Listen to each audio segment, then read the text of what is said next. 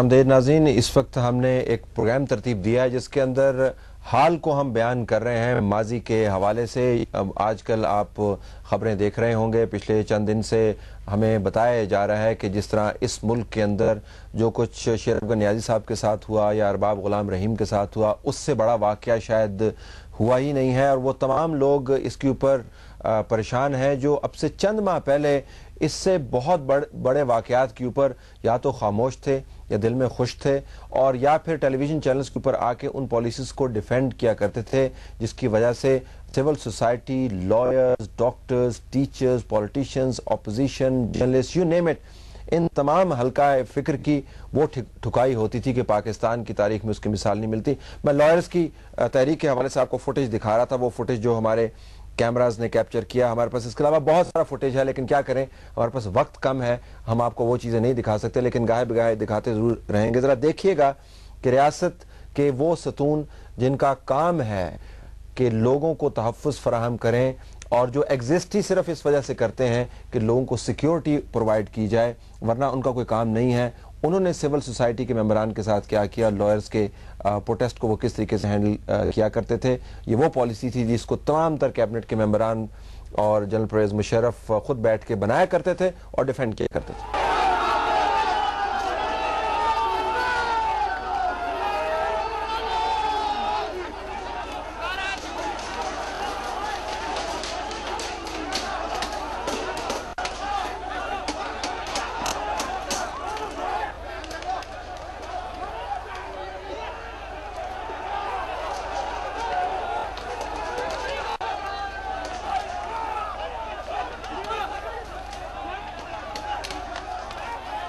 इसमें कोई तमीज़ नहीं होती थी कि सहाफ़ी कौन है, शहरी कौन है, किस प्रोफेशन से इसका ताल्लुक़ है। बस जिसने पुलिस की वर्दी नहीं पहनी हुई और सफ़ेद लिबास में नहीं है, वो टारगेट है। और ये लाइट लाठी चार्ज नहीं होता था, आप अपनी स्क्रीन के ऊपर देख सकते हैं लाइट और हैवी लाठी चार्ज के अंदर फ़र्क क्या है।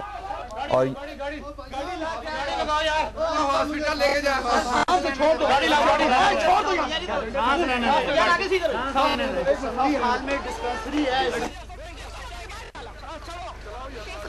ये सुप्रीम कोर्ट के गेट के सामने सहाफ़ी, ख़वातीन, लॉयर्स, मर्द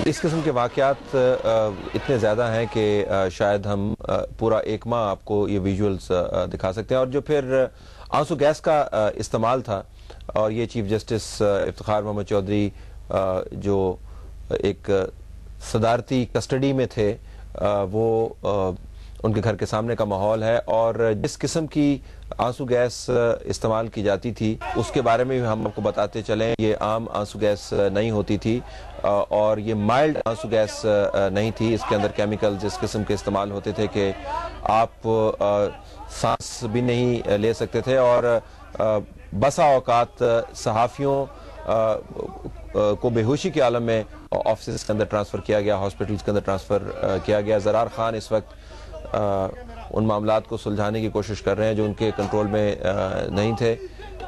ये मज़र बरास का पहले विजुअल आप देख चुके हैं, इनको हॉस्पिटल लेके जाया गया। उस दिन नाज़रीन पाकिस्तान की सहाफ़त का बदतरीन और तारीख तरीन दिन था। इसकी वजह यह थी कि 1.5 घंटे के लाठी चार्ज और शेलिंग के बाद 21 सहाफ़ी शदीद तरीके से ज़ख्मी हुए थे, और बाज़ हॉस्पिटल्स के बेड्स के ऊपर सहाफ़ी और वकला की तादाद इतनी ज़्यादा थी कि बेड्स कम पड़ गए थे, और टांगें तोड़ दी गई थी, बाजू तोड़ दिए गए थे, सर फाड़ दिए गए थे। आप देख रहे हैं कि सफ़ेद कपड़ों वालों की तादाद कितनी ज़्यादा है। आप कुछ इस्टेब्लिश नहीं कर सकते कि ये कौन लोग हैं, कहाँ से आए हैं और कितनी तवज्जो के साथ। और ये एक आदमी है, आप अंदाज़ा कर सकते हैं कि जिनको अगर एक आदमी इनके हत्थे चढ़े तो उनके साथ होता क्या होगा। डंडे, बंदूकों के बट पत्थर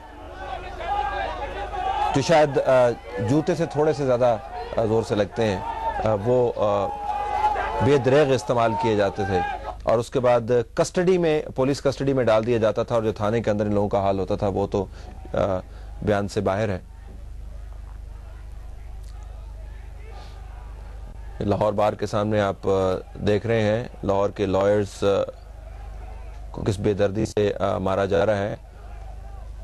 जिस तरह मैं पहले अर्ज कर रहा था कि अगर आप किसी के अगर आप हाथ चढ़ जाएं तो फिर ये बाकायदा ढूंढ के कॉर्नर करके ऐसा तशद्दुद जिसकी मिसाल नहीं मिलती। और दूसरी बात ये थी कि किसी किस्म का कोई मुकदमा भी दर्ज नहीं होने दिया जाता था। आप किसी भी थाने में चले जाएं तो और ये कहें कि आप लॉयर हैं और मुकदमा दर्ज करें, मुझ पर जुल्म हुआ, तो इसका मतलब है कि आप बहुत से मसले को दावत दे रहे हैं और मुकदमा दर्ज करना दूर की बात, आपको थाने में बंद कर दिया जाता था। और जिस तरीके से लॉयर्स की मूवमेंट के जो मेन एक्टर्स थे उनको महीनों कस्टडी में रखा गया। अब आप देख सकते हैं कि किस किस्म, और ये बाकायदा और बेदरेग पत्थरों का इस्तेमाल है। फिर हॉस्पिटल के मनाजर आपके सामने हैं जिसके अंदर वकला और सहाफ़ियों की बड़ी तादाद यहाँ पर मौजूद थी। उनमें से बहुत सारे लोग जो हैं वो इस बुरी तरीके से इंजर्ड हुए हैं कि बाज़ के हाथ काम नहीं करते और बाज़ की नज़र खो गई है।